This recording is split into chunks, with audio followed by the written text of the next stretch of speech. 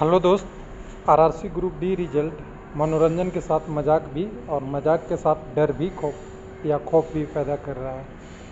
हर RRC में कुछ न कुछ नया डेली आने को मिल रहा है। हमें लग रहा था कि 16 आरआरसी के रिजल्ट ख़त्म हो गया है, कैंडिडेट को थोड़ा शांति मिलेगी, अब अपना डॉक्यूमेंट वेरिफिकेशन करा लेंगे। जब डॉक्यूमेंट तैयार करो नाम बाहर, डॉक्यूमेंट नहीं तैयार किए नाम अंदर, ऐसा भी हो रहा है। चेन्नई का रिजल्ट सुधर गया है, जिसमें डबल था एलडी के लिए, डबल रोल नंबर और हाइडन रोल नंबर था पीटी का, वो सुधर गया है, मेरिट में आया था। तो यहाँ पे चेन्नई पे सबसे पहले देख लेंगे, उसके बाद आगे क्या बात करेंगे। तो चेन्नई पे बिना कोरिजेंडम बिना बताए पहले वाले रिजल्ट को यहाँ से हटा के अब नया वाला डाल दिया गया है। सही है, अच्छा फैसला है। इस रिजल्ट में देखेंगे एक सर्विसमैन की ये वाला रोल नंबर सेम था, तो ये नया का इंक्लूजन हो गया है। पहले भी ओबीसी के थे, अभी भी ओबीसी के हैं, यानी एक सर्विसमैन में कोई अंतर नहीं पड़ा है। उसके बाद एलडी वाला में कैंडिडेट जो पीडब्ल्यूडी के एलडी कैंडिडेट थे, उनके रिजल्ट में थोड़ा सा डबल रोल नंबर था, वो नीचे देखेंगे। एक मिनट, एलडी वाला ये वाला रोल नंबर सेम था। पहले भी ओबीसी के सारे थे और अभी भी ओबीसी के सारे हैं, यानी कोई चेंज काउंट में नहीं हुआ है।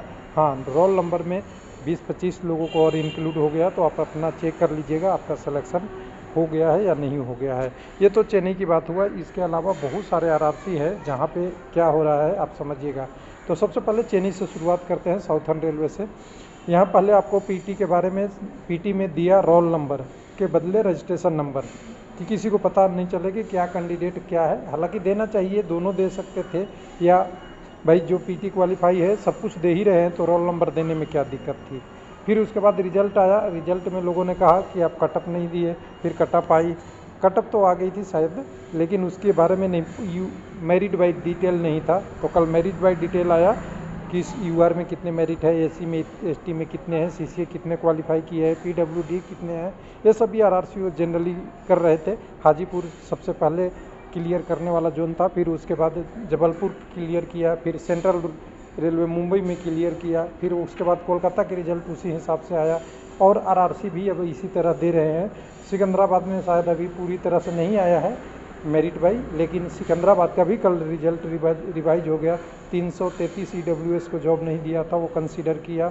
यानी कह सकते हैं कि ये सभी आरआरसीओ में ऐसा हो रहा है कि कन्फ्यूजन सभी में है, पढ़े हों तभी, अनपढ़ हो तभी, और अगर आप जॉब में सेलेक्ट हो गए हैं तभी, यानी डीबी में करके आए तभी नहीं पता कि मेरा पैनल में आएगा या नहीं आएगा। कन्फ्यूजन इतनी है। उसके बाद कोलकाता में आप देखें, सबको यूआर मान लिया था एसीआर में, फिर ईआर का भी अभी लोग कर रहे हैं, बहुत सारा इशू है। यानी कोलकाता में भी अभी आधी हो गई है एसीआर वाली, ईआर वाला अभी भी यूआर वाला लोग कह रहे हैं कि अभी सही से नहीं दिया है। हालांकि मेरिट बाई रिजल्ट दे दिया है, कटअप भी दे दिया है, फिर भी लोगों का कहना है कि इसमें भी रिजर्वेशन का इशू गड़बड़ हो रहा है।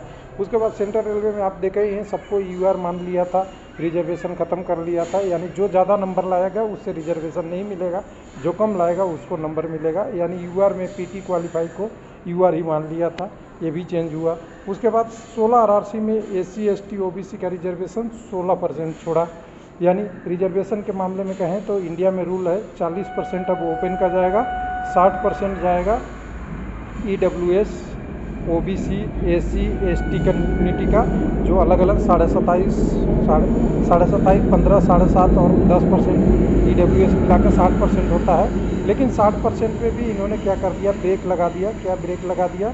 60% पे ये ब्रेक लगा दिया कि इसमें हॉरिजॉन्टल रिजर्वेशन होगा, और हॉरिजॉन्टल रिजर्वेशन में 20% सीसीए के लिए, 20% एक सर्विसमैन के लिए और 4% पीडब्ल्यूडी के लिए। तो हमें शुक्रिया अदा करना चाहिए सीसीए और एक सर्विसमैन और पीडब्ल्यूडी को, जो अपने 44% रिजर्वेशन नहीं लिए।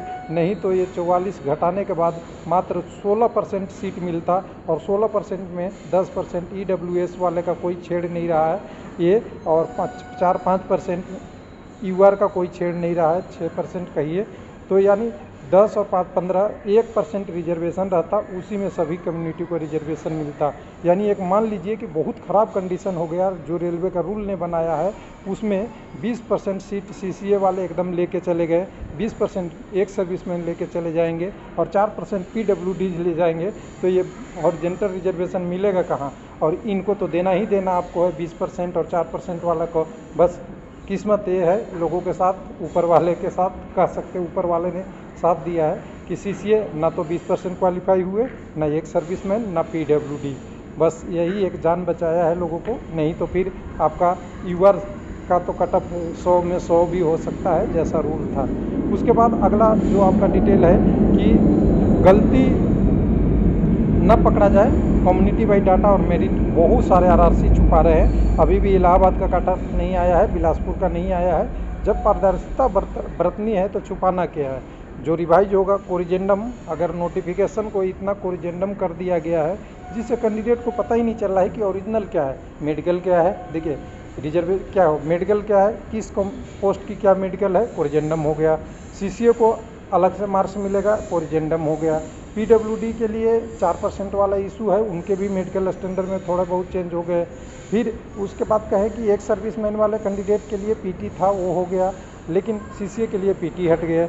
फिर उसके बाद हुआ कि हम 0.5% वेटिंग बुलाएंगे, वो भी ख़त्म हो गया। अब तो वेटिंग भी ख़त्म हो गया, 5% वेटिंग भी ख़त्म हो गया।